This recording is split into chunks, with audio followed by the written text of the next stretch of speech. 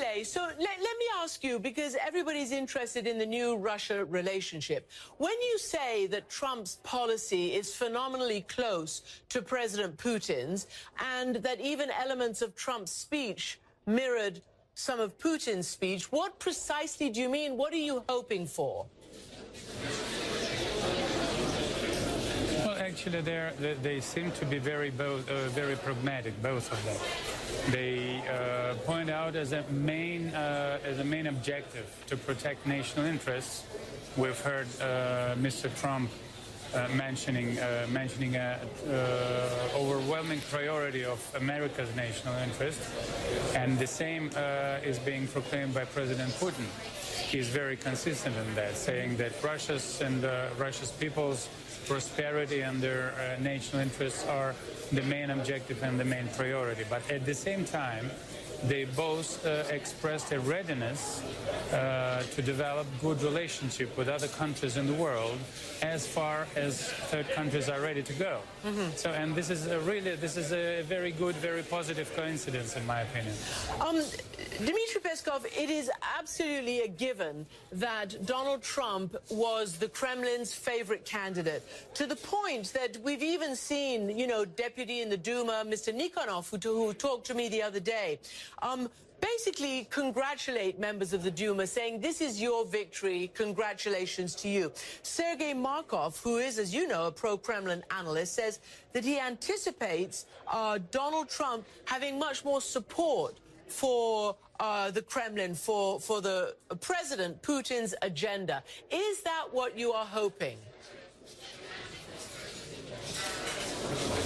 Well, I would like to remind you that President Putin did his best in order to stay neutral in this story, despite the fact that personally he was playing an overwhelming role, quite unexpectedly for us, in the American election campaign. But nonetheless, he never pointed out his favorite candidate, and he was very careful, saying that Russia would welcome any choice of American people, and we cannot afford interfering into America's domestic affairs. Again, President Putin is very consistent in that, and he's strictly against someone's interfering in our domestic affairs, and he's very careful in order not to do it in the domestic affairs of third countries, including the United States. But let me... So, in our country, according... yes. So, well, I just want to follow up, because President Putin did actually say that it was in the public interest and a public service that all these Democrat emails were released. And Sergei Markov, that analyst who I was saying, said, maybe we helped a bit with WikiLeaks. So that's from your own side, giving a nod and a wink to accusations by the American intelligence community that actually Russia, in some form or fashion, was behind this. And there is motivation, as you say. President Putin believes that Donald Trump's policy is more aligned with him than Hillary Clinton, and actually tried to defend Donald Trump against criticism at the United Nations. Well, no one expects that relationship will improve in a fortnight between Moscow and Washington. We have a very heavy burden of disagreements on our shoulders. But nonetheless,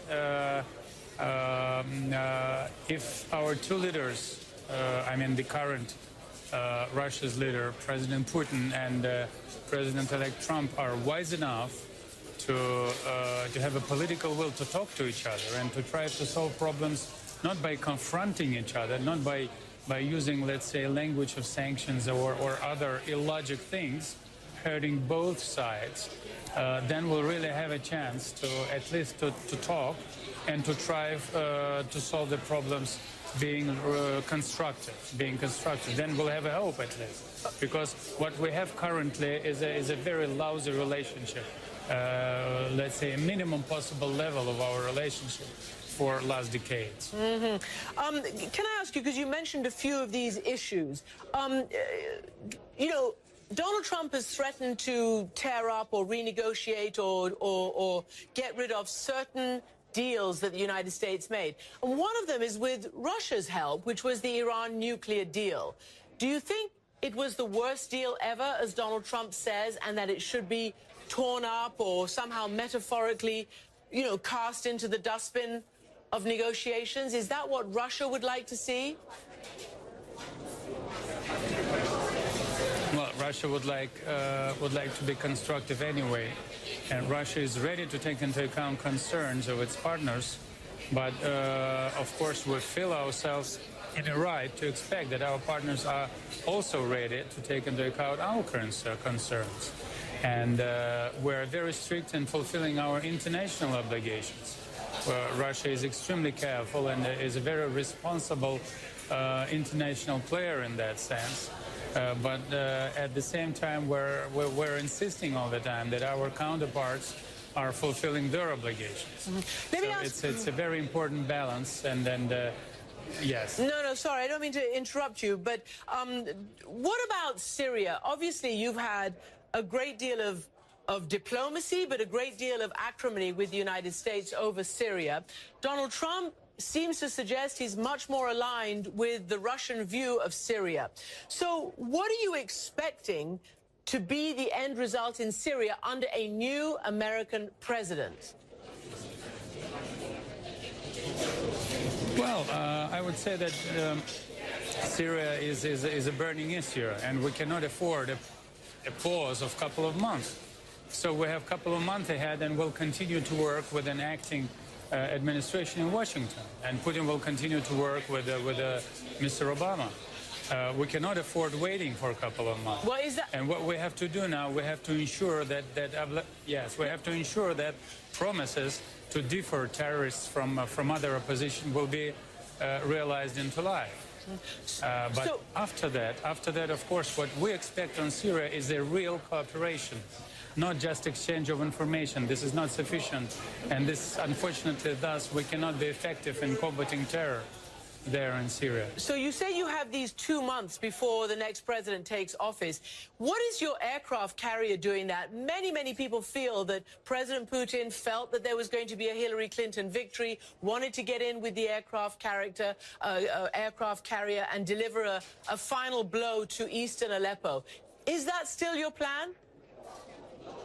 Well, Russian Air Force is continuing to perform its duties in order to support activities of Syrian army against terrorists. And this operation is being continued.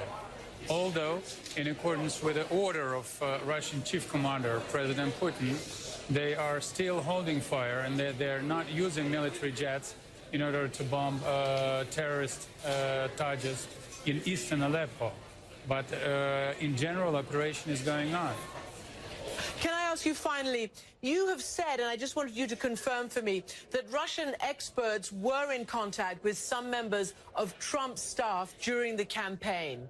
Just describe your contacts with the Trump campaign. Well, listen, Russian experts are in permanent contacts with their counterparts, with experts on Russia-U.S. relationship, with specialists in politology.